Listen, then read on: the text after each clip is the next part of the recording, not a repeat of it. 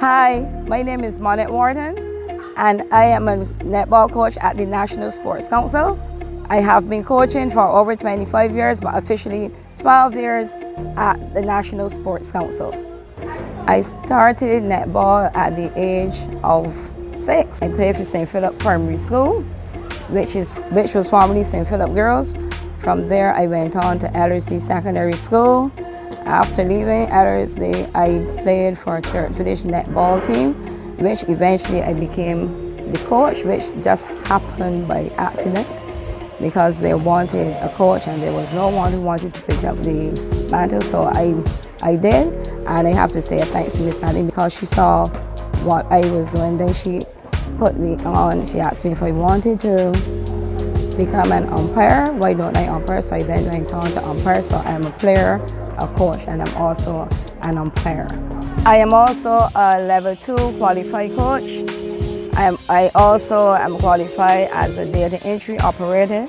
Some people might see me and will not even realize that I am also qualified in secretarial work, and I also qualified as in the food industry and housekeeping. But my joy was coaching, so I gave up all of that just to become a coach because I felt that my calling was to be a coach because I actually wanted to be a teacher. I love my job so much, and it does not come as a job.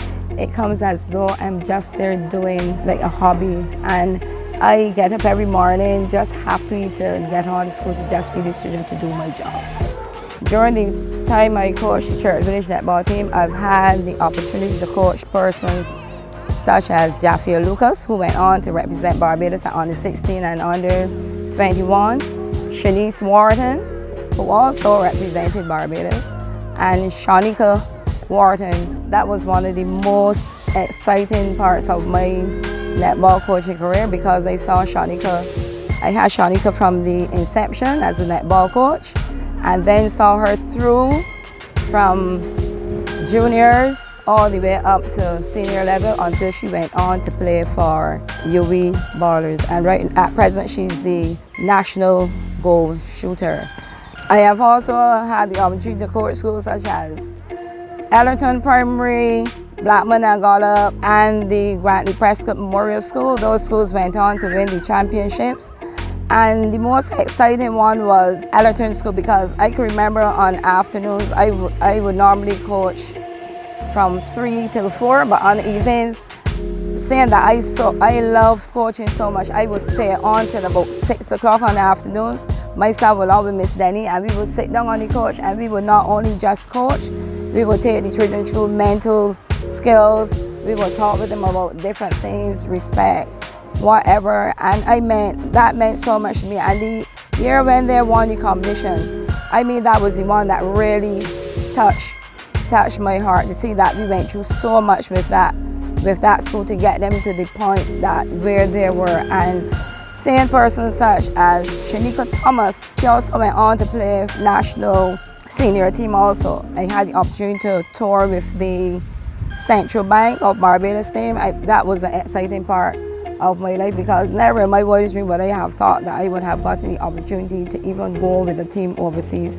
to tour, because I basically wanted to deal with the younger children where I know that I can make a difference in their lives. I have seen a lot of the children that I have coached, some of them all they need is just that listening ear or someone just to be there for them when they are going through their difficult little issues that children generally have. As a coach, you have to be able to listen to not only just coach and give directives, you have to listen to the children and hear what they have. You might see a child, you have to know that child, that individual, because every individual is different. Sometimes you have to come down to their level, not just try to be on top of everything. Sometimes you have to come down to their level and speak to them on their level, and you will see that that child will gain your respect. Coaching is not about just being stern. You have to have some fun element into the whole aspect of coaching. And when you bring that into coaching, you will realize that the children there catch on to the concepts a lot more easier. My advice to young aspiring coaches and players would be a student of the game. Take every opportunity that you get to know the rules, know every changes, be on top of the game.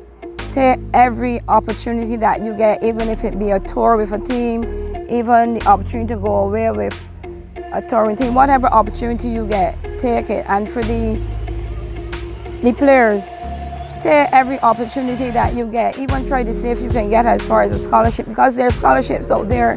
UV, they are offering scholarships also. Take the opportunities that you get to go study, top up your game as coaches, because there are opportunities out there for coaches also, where there are courses which are being offered annually by the BOA, by the overseas. Go online, you can find all sorts of opportunities online, be it be coaching, learning about the game, whatever, but make sure that you're always on top of the game. Coaches in general, we learn from, make sure you take the opportunity to listen to these students. You not only give to the students, but they give back to you, because sometimes there might be the opportunity, you might be doing a drill and you might see the child just get up, step out of the setting and do her own thing.